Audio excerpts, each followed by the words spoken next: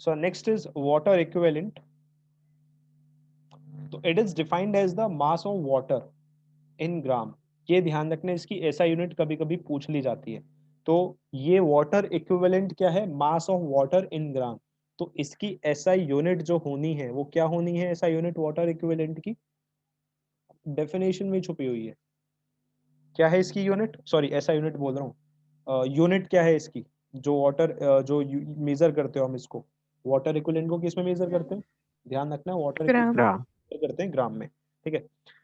तो water equivalent की definition क्या है, it is defined as the mass of water in gram which would absorb और evolve the same amount of heat। मतलब ये मास of water है जिसको हम लोग ग्राम में मेजर करेंगे, जो या तो हीट को एब्जॉर्ब करेगा या फिर हीट को इवॉल्व करेगा, मतलब रेडिएट करेगा, the same amount of heat as is done by the body.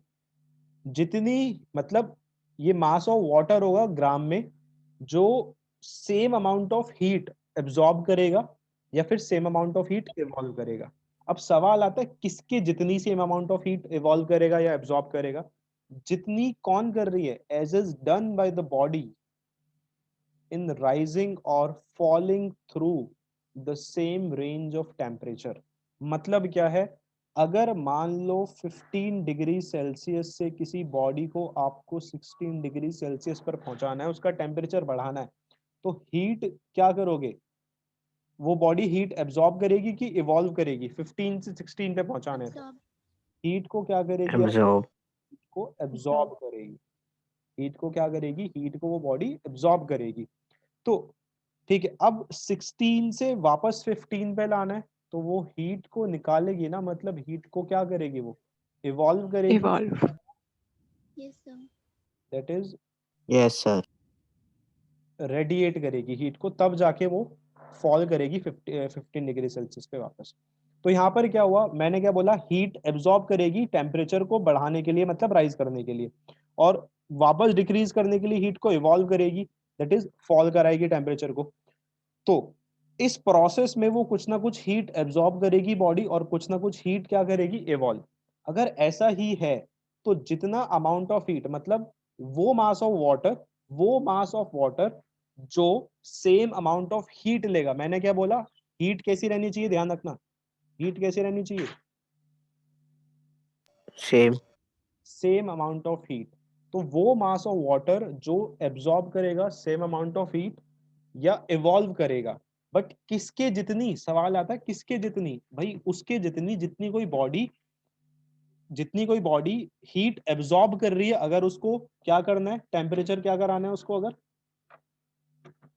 Rise कराना है, और इवॉल्व कर रही है कब, जब उसको टेम्परेचर फॉल कराना है, और द रेंज ऑफ टेम्परेचर क्या होनी चाहिए, through the same range of temperature. Clear हुई बात सभी को? Yes, yes sir. सर। को रिप्रेजेंट करते हैं W से, ठीक है। अब एक चीज समझते हैं, फॉर्मूला आया कैसे, W is equals to mass into specific heat, उसको देख लेते हैं। देखो यार, अभी हमने पढ़ा था स्पेसिफिक हीट में कि अगर आपको किसी भी बॉडी का टेम्परेचर रेज कराना है, let's say m gram of a मास का substance, m gram of a body का टेम्परेचर रेज कराना है थ्रू डेल्टा टी, तो हमने देखा था कि वहां पर हमको जो अमाउंट ऑफ हीट रिक्वायर्ड थी वो ये थी। प्लीज से यस और नो, अगर m का सब्सटेंस रेज कराना है तो यस और नो। Yes, sir. यहाँ पे yes yes sir. Sir. Where s का मतलब था स्पेसिफिक हीट। अब मान लो आपको, अब मैंने क्या बोला कि यहाँ पर वाटर इक्विवेलेंट बनाने के लिए हमें क्या है कि it is defined as the mass of water in gram which would absorb और evolve the same amount of heat. तो हीट क्या होगी यहाँ पे, फिर से सेम, किसके लिए, वाटर के लिए, ठीक है। बट वाटर के लिए जो मास होगा वो कितना होगा, कितने ग्राम होगा, कितने ग्राम मास One. चाहिए, ये देखो ना, वॉट अभी तो हमने बताया था W ग्राम, मतलब ये इसको रिप्रेजेंट करते हैं वाटर इक्विवेलेंट W से। तो W gram of mass, mass of water चाहिए आपको कितने से रेज कराने के लिए, डेल्टा टी से। तो दोनों के लिए हीट कैपेसिटी कितनी आई, सेम ही तो है ना दोनों के लिए हीट कैपेसिटी। क्यू। तो W Yes, sir. Delta T is equals to S M delta T से डेल्टा टी कट गया, तो ये फॉर्मूला क्या आ गया, मास इनटू एस, एस बोले तो कौन सी हीट, एस बोले तो स्पेसिफिक हीट। क्लियर हो गया सभी को? तो इस तरह से फॉर्मूला आया है, बट अपने को उस तरफ से कोई मतलब ही नहीं है, एग्जाम में नहीं आना कि डेरिवेशन आई मीन से फॉर्मूला आया कैसे। हार्डली आपसे पूछ सकता है कि वाटर इक्विवेलेंट क्या होता है। जो डेफिनेशंस इंपॉर्टेंट है वो मैं बताऊंगा अभी आगे जाके कि इंपॉर्टेंट कौन कौन सी डेफिनेशन है। इतने में कोई प्रॉब्लम कि वाटर इक्विवेलेंट क्या है? No, sir. नेक्स्ट No, आता नो है, sir. सर। जो टॉपिक है ये आ जाता है कभी कभी एग्जाम में, कैलोरीमेट्री जो है ये कभी कभी एग्जाम में पूछ लिया जाएगा आपसे। बेसिकली इसका प्रिंसिपल क्या है? कंस्ट्रक्शन वगैरह तो आती ही नहीं है, 12th तक में नहीं आती कंस्ट्रक्शन तो किसी भी इंस्ट्रूमेंट की, तो यहाँ पे भी कोई चांस ही नहीं है 11th में। अब कैलोरीमेट्री होता क्या है? The branch of physics that deals with the measurement of heat. Physics की एक ऐसी ब्रांच होती है जो किस चीज से डील करती है, मतलब यहाँ पर कोई ना कोई फॉर्मूला आएगा या उसके ऊपर कोई क्वेश्चन जो मतलब एनसीईआरटी में भी कुछ क्वेश्चन है, हम लोग भी देखेंगे कुछ एक आधा क्वेश्चन इसके ऊपर, बेसिक क्वेश्चन होंगे बहुत ईजी। तो ये ब्रांच है फिजिक्स की that deals with the which deals with the measurement of heat is called calorimetry. तो ये ब्रांच होती है, ठीक है। देखो कैलोरी लिखी हुई है ना यहाँ पे, ये यूनिट किसकी होती है? हीट। मेट्री मतलब क्या? मेजरमेंट। तो वो फिजिक्स की ब्रांच जो किस चीज से डील करती है? मेजरमेंट ऑफ हीट से डील करती है, उसको हम क्या बोलते हैं? कैलोरीमेट्री। अब प्रिंसिपल क्या है इसका? प्रिंसिपल इंपॉर्टेंट है, प्लीज ये ध्यान रखना। प्रिंसिपल क्या है? when two bodies at different temperatures are placed in contact with one other, मतलब जब दो बॉडीज जिनका टेम्परेचर क्या है भाई? डिफरेंट है एकदम, आप उनको एक दूसरे के साथ कांटेक्ट में प्लेस करते हो, और placed in contact with one other, heat flows from a body at higher temperature to the body at lower temperature till the two bodies acquire the same temperature. Let's just suppose हम लोगों ने ये देखा है कि late suppose आप कोई पानी को गर्म करो और उसको लाइक एटमॉस्फेयर में रख दो, तो थोड़ी देर बाद हम क्या देखते हैं? पानी ठंडा हो जाता है ना। Yes sir. क्यों? क्या रीजन है? ये रीजन है कि जो हीट है वो फ्लो होती है कहाँ से? From a body at higher temperature to a body at lower temperature. या लेट सपोज आप आइस लो, आइस थोड़ी देर बाद मेल्ट हो जाएगी, क्यों? क्योंकि हमारी बॉडी का टेम्परेचर ज्यादा, आइस का टेम्परेचर कम, तो हमारी बॉडी से हीट फ्लो हो रही है आइस की तरफ, ठीक है। तो क्या होता है कि जब भी दो बॉडीज जो डिफरेंट टेम्परेचर पर होती हैं वो एक दूसरे के जब किस में आती है? कांटेक्ट में आती है, ठीक है। That is when two bodies at different temperatures are placed in contact with one other, then heat flows from a body at higher temperature to the body at lower temperature. कब तक flow होगी? Till the two bodies acquire the same temperature. Heat तब तक flow होगी जब तक दोनों bodies का जो टेम्परेचर है वो क्या ना हो जाए भाई? Same. सेम। ना हो जाए। दैट इज, इसका मतलब क्या हुआ? अब मुझे जरा खुद थोड़ा कॉमन सेंस लगा के बता दो, ये जो फॉर्मूला लिखा है तो मैं खुद अपने आप समझ आ जाएगा कि यार एक बॉडी है जो हायर टेम्परेचर पर है, एक बॉडी है जो लोअर टेम्परेचर पर है। अब दोनों का टेम्परेचर सेम हो गया, इसका मतलब क्या है? जो हाई वाली बॉडी है उसका टेम्परेचर कम हुआ होगा और जो लोअर वाली बॉडी है उसका टेम्परेचर बढ़ा होगा, तभी तो सेम हुआ होगा ना। Yes. Yes sir. इसका मतलब क्या हुआ? हायर टेम्परेचर वाली बॉडी ने हीट क्या की? लूज की हीट। Yes. Yes sir. जो लोअर टेम्परेचर वाली बॉडी है उसने हीट क्या की? Gain.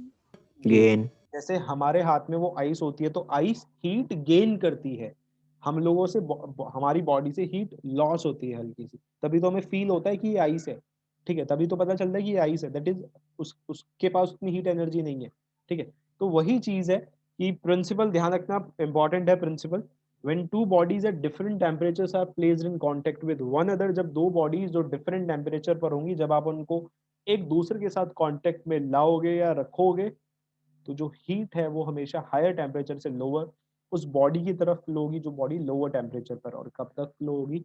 तब तक फ्लो होगी जब तक दोनों बॉडीज का जो टेम्परेचर है वो सेम ना हो जाए। दैट इज, जितनी हीट गेन हुई है वो किसके इक्वल होगी? Is equal to the heat lost. Loose. Last but not the least, it's a very important point. ये जो कैलोरीमेट्री है किसका कॉन्सिक्वेंस है? कॉन्सिक्वेंस का मतलब होता है रिजल्ट। तो ये किसका रिजल्ट है? It is a result of, या किसको फॉलो करता है ये? It follows the law of conservation of energy. मतलब जितनी हीट गेन होगी ना उतनी ही हीट लॉस होगी, और heat is a form of energy, ठीक है। तो ये था आपका इसका प्रिंसिपल। नेक्स्ट देखते हैं कंस्ट्रक्शन। अब कैलोरीमीटर क्या है? It is a device which is used for measuring the quantity of heat. Basically thermometer भी तो वही है, सॉरी थर्मोमीटर टेम्परेचर मेजर करता है, तो कैलोरीमीटर क्या है? It is a device which is used for measuring the quantity of heat. It consist of a cylindrical vessel of copper provided with a stirrer. अभी मैं आपको डायग्राम दिखाऊंगा, इसके जस्ट नीचे ही डायग्राम है यहाँ पे। कुछ ऐसा होता है कैलोरीमीटर, इस तरह से। देखा होगा आप लोगों ने थर्मोमीटर जिसमें प्लेस्ड होता है Yes, sir. Yes, sir. Doctors के पास। तो there is this thing, the vessel is kept inside a wooden jacket and the space between calorimeter and jacket is packed with a heat insulating material. कोई बता सकता है कि जो heat insulating material क्यों यूज करते हैं यहाँ पे? हीट इंसुलेटिंग मटेरियल, देखो दोबारा मैं बता रहा हूँ, ये पहली लाइन तो हो गई होगी clear. It consist of a cylindrical vessel of copper provided with a stirrer. तो ये सिलेंड्रिकल वेसल आप देख रहे हो, ये वाला, this is the cylindrical vessel जहां पर कर्सर आपको दिख रहा है अभी। Yes, sir. Yes, sir. Stirrer मतलब Yes, इससे sir. आप, स्टीरर का मतलब है जिससे मिक्स करते हैं, जैसे चम्मच है, स्पून होती है, वो भी एक स्टीरर है जिससे आप कोई भी चीज मिक्स करते हो। और यहाँ पर थर्मोमीटर है इस फ्लास्क में। तो उसके बाद लिखा है the vessel is kept inside a wooden jacket. जो वेसल है, मतलब ये जो वेसल था आपका, इसको आप वुडन जैकेट के अंदर रखते हो। देख रहे हो ये वुडन जैकेट है, ये वुडन जैकेट, ये देखो ये वाली, this is the wooden jacket. Yes, sir. ठीक है सर आपके माइक के साथ शायद कुछ हो रहा है। तो भाई Yes, sir. वो आ जा रही है चीज। एक मिनट।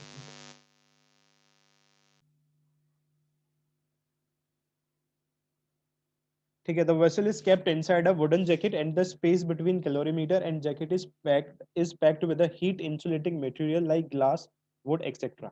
ठीक है, thus the calorimeter gets thermally isolated from the surroundings। अब जरा देखो यहाँ पे, तो अभी हमने क्या देखा, ये वुडन जैकेट थी, ठीक है, ये वुडन जैकेट थी। अब इस वुडन जैकेट के यहाँ पर हमने आसपास देख रहे हो, ये जो है आसपास है, ये क्या रखी हुई है? एक थर्मली इंसुलेटेड मटेरियल रखा हुआ है। कोई बता सकता है क्यों रखा होगा थर्मल इंसुलेटेड मटेरियल?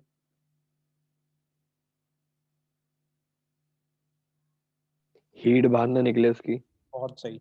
देखो इंसुलेटेड का मतलब क्या है? इंसुलेटर का मतलब क्या है? जो हीट कंडक्ट ना करे, हाँ या ना? यही तो मतलब है ना इसका। Yes, sir. Yes, sir. Yes sir. हाँ, तो इसका मतलब क्या है कि हमने इसके आसपास क्या रखा कि भाई जो भी हीट यहाँ पर होगी वो सराउंडिंग से ना तो आ सके ना सराउंडिंग्स को बाहर जा सके। इसका रीजन बस इतना सा है ना। उसके बाद thus the calorimeter gets thermally isolated from the surroundings, मतलब ना तो हीट बाहर से अंदर आ सकती ना अंदर से बाहर जा सकती। उसके बाद the loss of heat due to radiation is further reduced by polishing the outer surface of the calorimeter। कि जो लॉस, हीट के लॉस होने के चांसेस है रेडिएशन की वजह से, उसको भी हम फर्दर रिड्यूस कर देते हैं। कैसे? By polishing the outer surface of the calorimeter and the inner surface of the jacket. उसकी बाहर वाली सरफेस को पॉलिश करके और इनर अंदर वाली सरफेस को पॉलिश करके। and the lid is provided with holes for inserting a thermometer and a stirrer into the calorimeter। और जो lid है that is ये, जैसे आप ये डायग्राम में देख रहे हो, तो इसमें होल्स होते हैं जहां पे आप एक स्टीरर और एक थर्मोमीटर को इंसर्ट कर सकते हो। नाउ नेक्स्ट वर्किंग की बात करें, when bodies at different temperatures are mixed together in the calorimeter। कि जब यहाँ पर बॉडीज जो डिफरेंट टेम्परेचर्स पर हैं, जिन जब आप उनको एक साथ लेकर आओगे कैलोरीमीटर में, तो heat is exchange between the bodies as well as with the calorimeter. कि जो होगा हीट का एक्सचेंज होगा बॉडीज के बीच में। अब हमने क्या पढ़ा था कि भाई ना तो बाहर से अंदर हीट आ रही है ना अंदर से बाहर हीट जा रही है। इसका मतलब क्या है? If there is no loss of heat to the surroundings, यही तो मतलब हुआ ना इसका, कि सराउंडिंग्स में हीट का कोई लॉस नहीं हो रहा। Yes, sir. Yes, sir. ठीक है, तो if there is no loss of heat to the surroundings then according to principle of calorimeter. अब कैलोरीमेट्री अभी अभी हमने प्रिंसिपल में ऊपर पढ़ा था ना प्रिंसिपल में कुछ, heat gain is equal to heat lost. Yes, sir. Yes, sir. तो उसी प्रिंसिपल के अकॉर्डिंग जो हीट गेन करेगी, और गेन कौन सी बॉडीज करेंगी हीट को? Cold bodies. और हीट लॉस कौन करेंगी? Hot bodies. तो जो हीट गेन होती है जो कौन करता है? कोल्ड बॉडीज क्या करती हैं? गेन करती हैं। which is and this is equals to heat lost by the hot bodies.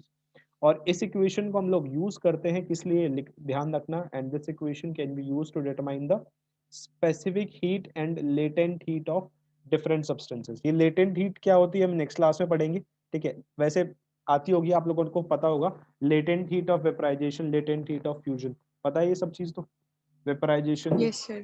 ठीक है। तो ये था कैलोरीमीटर। कोई दिक्कत इसमें बस प्रिंसिपल याद रखना यार, बस प्रिंसिपल ही मेन है इसमें सबसे ज्यादा। डायग्राम ओके कभी कभी, और इसके ऊपर एक दो क्वेश्चंस हैं, बहुत बेसिक बेसिक एनसीईआरटी में भी क्वेश्चंस हैं, वो हम लोग करेंगे ये ऑब्वियसली। बस उसमें क्या याद रखना है आपको, हीट गेन्ड बाय द मतलब हीट गेन हमेशा किसके इक्वल होगी, हीट लॉस के, बस इतना याद रखना। और हम लोगों ने अभी अभी हीट का फॉर्मूला पढ़ा भी था पीछे, ये वाला, delta Q is equals to S M delta T, और ये फॉर्मूला, दैट्स इट। बड़े आराम से वो क्वेश्चंस हो जाएंगे, टाइम बचेगा तो हम लोग करेंगे एक आधा क्वेश्चन उसके ऊपर भी। उससे नेक्स्ट देखते हैं जरा, चेंज ऑफ स्टेट। ओके यार, बहुत बोरिंग टॉपिक है, जो हो सकता है कि जो टॉपिक हम सारी बातें पढ़ें वो सब आपने पढ़ी हुई हैं ऑलरेडी, तो एग्जाम में तो आने से ये चीज रही, बट फिर भी पढ़ाना पड़ेगा, ठीक है। मैंने लिख दिया है सब कुछ यहाँ पे, इसको यार याद मत, मतलब मैं ऑनेस्टली कह रहा हूँ, याद मत करना, जो पॉइंट्स आपको पता होने चाहिए वो सब मैंने बोल्ड में करके लिखे हुए हैं, जो पता होने चाहिए। आई एम नॉट सेइंग वो आएंगे, ठीक है, जो आएंगे वो मैं बताऊंगा। तो नेक्स्ट टॉपिक आता है हमारा चेंज ऑफ स्टेट। अब यार आपको पता है कि 3 स्टेट्स होती है हमारे पास, कौन कौन सी, सॉलिड, लिक्विड और गैस। अब Yes. जो कन्वर्जन होता है in the conversion of one of these states of matter to another is called change of state. Solid से लिक्विड में चेंज हो रहा है, लिक्विड से गैस में चेंज हो रहा है, इस प्रोसेस को हम क्या बोलते हैं, इसी प्रोसेस को तो बोलते हैं ना चेंज ऑफ स्टेट, यस और no. Yes, sir. Yes sir Yes sir. अब यहाँ पर क्या है, कुछ कॉमन चेंजेस ऑफ स्टेट्स होती हैं, जैसे सॉलिड को हीट करोगे तो वो लिक्विड में कन्वर्ट हो जाएगा, लिक्विड को कूल करोगे तो वापस सॉलिड बन जाएगा, वेपर को कूल करोगे वो लिक्विड बन जाएगा, और लिक्विड को हीट करोगे वो क्या बन जाता है, वेपर। मुझे नहीं लगता है इसमें किसी को कोई दिक्कत होगी, No sir. No, no sir. Sir ठीक है। अब क्या होता है यार, during the change of state of a substance, मतलब क्या है, आपने ली कोई आइस, और उस आइस को, आइस वाली एग्जांपल मैंने लिया हुआ है यहाँ पे, आपने किसी कंटेनर में आइस ली, ठीक है, आपने किसी कंटेनर में आइस ली, और इस आइस को आपने लाइक एटमॉस्फेयर में छोड़ दिया ऐसे ही, तो आपको बताना ये आइस थोड़ी देर बाद क्या हो जाएगी, मेल्ट हो जाएगी। Melt. तो अब क्या हुआ, यस सर स्टेट में चेंज हो गया ना इसकी, मतलब ये पहले सॉलिड थी, लिक्विड में कन्वर्ट हो गई। तो during the change of state of a substance, कि जब भी किसी भी सब्सटेंस की स्टेट में चेंज होता है, exchange of heat takes place between substance and surroundings, कि जब भी किसी भी सब्सटेंस की स्टेट में चेंज होगा तो वहां पर क्या होता है यार, एक्सचेंज ऑफ हीट होता है। और एक्सचेंज ऑफ हीट किस किस के बीच होगा, between the substance and the surrounding. थोड़ा सराउंडिंग्स समझने के लिए, प्रॉपरली डिटेल में समझने के लिए हम लोग एक एक्सपेरिमेंट देख रहे हैं, एक एग्जांपल है बेसिकली ये। Now next is, take some pieces of ice in a beaker and note the temperature of ice। आपको पता है आइस का टेम्परेचर 0 डिग्री सेल्सियस ही होगा, यस और नो भाई, ice yes sir Yes sir. 0 degree पे होगी ना। Now start heating the beaker slowly on a constant heat source. हम लोगों को क्या करना है, फिर आइस ली किसी भी बीकर में, डायग्राम है नीचे इसका, ठीक है, ये रहा डायग्राम। तो लेट सपोज ये आइस ली है, आइस के पीसेस लिए और किसी बीकर में, और इसको हम किसी कांस्टेंट हीट सोर्स से क्या कर रहे हैं, हीट कर रहे हैं। यहाँ पर थर्मोमीटर है जो इसका टेम्परेचर नोट कर रहा है, और स्टीरर मतलब जिससे आप कुछ भी चीज को मिक्स कर सकते हो। ये ग्राफ है जो जिसको बस हमें एनालाइज करना है, दैट्स इट। नाउ उसके बाद start heating the beaker slowly on a constant heat source and the ice starts melting into water. भाई नई बात तो बताई नहीं भाई, अगर आप आइस को हीट करोगे या बीकर को हीट करोगे, ठीक है, तो वो आइस जो है वो मेल्ट होने लगेगी ना वाटर में, यस और no, Yes, yes sir. Sir धीरे धीरे मेल्ट होने लगेगी। अब यहाँ पर एक लाइन लिखी हुई है क्या, stir continuously the ice and water and note its temperature after every 1 minute, कि आपको लाइक उसको मिक्स करना है, आइस और वाटर को कॉन्टिन्यूसली मिक्स करना है, और उसका टेम्परेचर नोट करना है हर 1 मिनट बाद, until the water starts boiling. और कब तक नोट करना है, जब तक वाटर क्या ना करने लगे, बॉइल ना करने लगे, एंड नोट इट्स टेम्परेचर, और उसका टेम्परेचर आपको नोट करना है हर बार। फिर थर्ड पॉइंट, सेकंड नेक्स्ट में क्या किया हम लोगों ने, ग्राफ बनाया between temperature T and time T. फिर हमने क्या ड्रॉ किया, हमने एक ग्राफ ड्रॉ किया between temperature T and time T। देखते हैं हम जरा कैसे आगे से। देखो जरा, ये रहा कुछ सीन यहाँ पे, ये रहा थर्मोमीटर जिससे हम टेम्परेचर नोट करेंगे हर मिनट बाद, ठीक है। और यहाँ पर है time along the x axis, और वाई एक्सिस के अलोंग हमने क्या रखा हुआ है, यहाँ पे टेम्परेचर रखा हुआ है which is in degree Celsius. Okay, तो अब हमने क्या देखा फ्रॉम द ग्राफ, बस ग्राफ देखना। From the graph we found that temperature does not change as long as there is any ice left in the beaker. आप देख रहे हो यहाँ हीट करना स्टार्ट किया, इतनी मिनट हो गई, इतनी मिनट तक भी टेम्परेचर कितना रहा है, ये टेम्परेचर कितना है 0 डिग्री सेल्सियस ही तो है, बोलो। Yes, sir. ठीक है, तो ग्राफ से हम लोगों ने क्या ऑब्जर्व किया कि भाई जो टेम्परेचर है ना वो चेंज नहीं होगा। कब तक चेंज नहीं होगा? As long as there is an any ice left in the beaker. जब तक इस बीकर में कोई ना कोई आइस रहेगी तब तक इसका टेम्परेचर चेंज नहीं होगा। मतलब टेम्परेचर कितना रहेगा for some amount of time, temperature कितना रहेगा 0 डिग्री सेल्सियस रहेगा। लेकिन हम तो हीट अभी भी सप्लाई कर रहे हैं ना, and here heat is being supplied to change the state from solid to liquid. हम तो आइस को मेल्ट कर रहे हैं, मतलब हम क्या सप्लाई कर रहे हैं, हीट सप्लाई कर रहे हैं, यस और नो? Yes, sir. ठीक है, तो ये मैंने बोल्ड में लिखा हुआ है, जो आपको बोल्ड और इटैलिक में लिखा हुआ है, जो पता होना चाहिए बस। Thus, the change of state from solid to liquid is called melting. तो जो चेंज ऑफ स्टेट होती है सॉलिड से लिक्विड, उसको हम क्या बोलते हैं, melting. And from liquid to solid is called fusion. Hopefully सब अवेयर होंगे इन टर्म्स है कि मेल्टिंग क्या होता है। मेल्टिंग मतलब पिघलना, दैट इज सॉलिड से लिक्विड की, सॉलिड से लिक्विड स्टेट में चेंज होना इज कॉल्ड मेल्टिंग, और लिक्विड से वापस सॉलिड में आना इज कॉल्ड फ्यूजन। नाउ इतना क्लियर हुआ सभी को? Yes, sir. Yes, sir. Next point, fourth, it is seen that the temperature remains constant until the entire amount of solid substance melts. वही तो हमने देखा, जब तक पूरी आइस मेल्ट नहीं हो जाएगी ना तब तक टेम्परेचर क्या रहेगा, कांस्टेंट रहेगा, यस और नो? Yes, sir. वो मतलब क्या है कि इस बीकर में कुछ आइस भी होगी और इस बीकर में कुछ लिक्विड भी होगा, मतलब जो आइस लिक्विड में मेल्ट हो चुकी होगी। Thus both the solid and liquid state of substance, ठीक है, thus both the solid and liquid states of substance coexist in thermal equilibrium, कि दोनों that is solid और liquid state दोनों जो है substance की वो coexist मतलब एक साथ exist करेंगी, किसमें, thermal equilibrium में, during the change of state from solid to liquid। मतलब क्या है कि जब ये substance की state change होगी solid से liquid, तो उस केस में ये दोनों स्टेट्स जो है वहां पर क्या करेंगी, कोएग्जिस्ट करेंगी। मतलब सॉलिड और लिक्विड। सॉलिड कैसे, मैंने अभी बताया, कुछ ना कुछ आइस रहेगी वहां पे। लिक्विड मतलब क्या, लिक्विड बोले तो वाटर, ठीक है। तो यहाँ पर दोनों जो स्टेट्स है सब्सटेंस की वो क्या कर रही है, एक साथ कोएग्जिस्ट कर रही है। Now fifth and last, not last, after the whole ice gets melt into water, कि जब ये जो पूरी आइस है जब ये मेल्ट हो गई, जब ये मेल्ट हो गई कंप्लीटली, किसमें मेल्ट हो गई, वाटर में।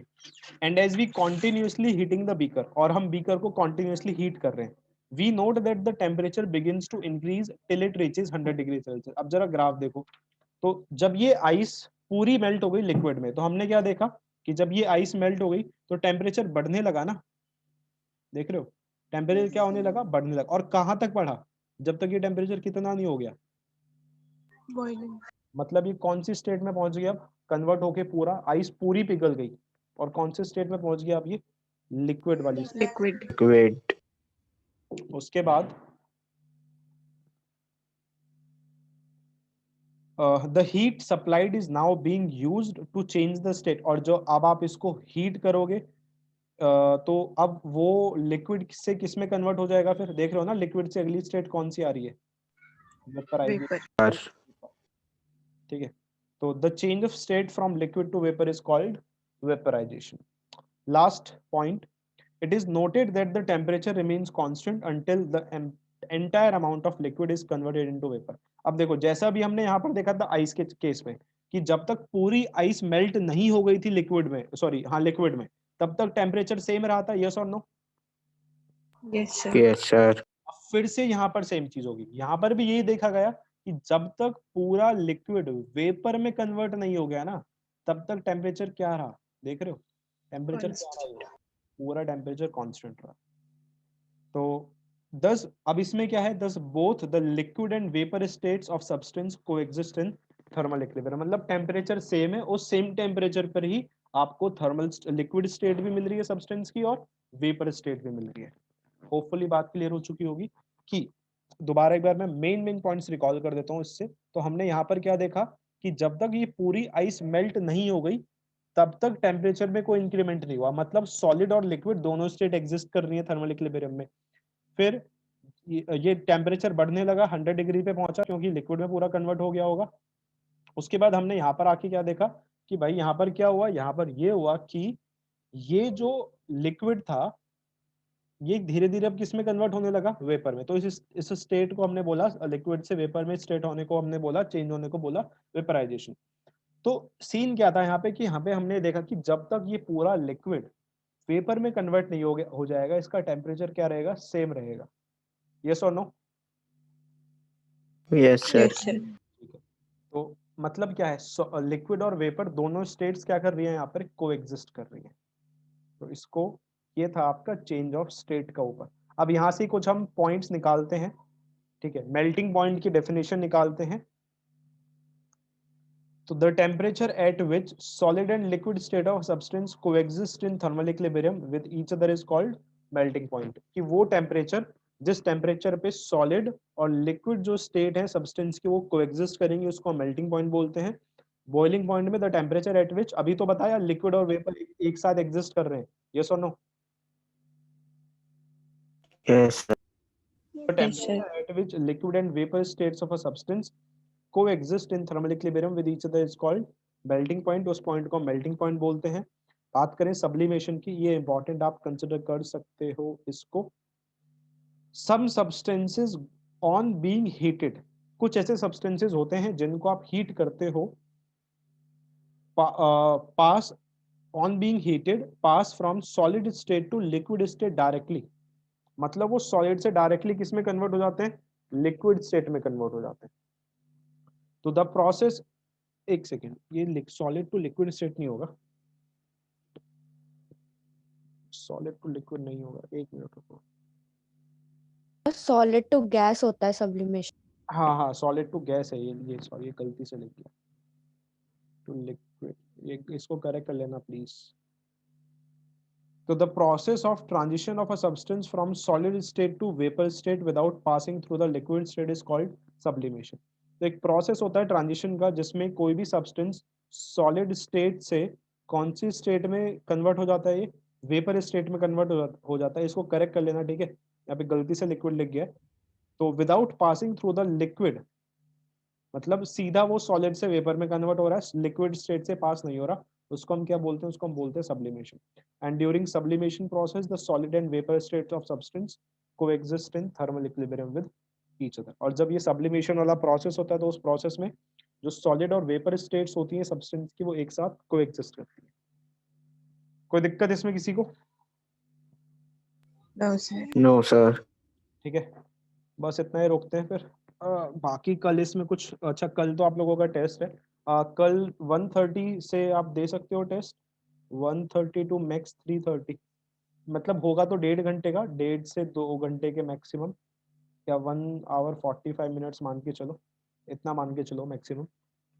आपकी केमिस्ट्री भी होगी ना क्योंकि 3:30, that's why I am saying so.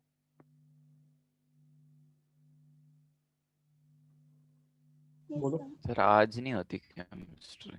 नहीं कल कल कल, ओह ओके। क्योंकि कल है ना टेस्ट। बोलो 1:30, इशू है कोई किसी को? No, sir. ठीक है फिर 1:30, कल मिलते हैं फिर।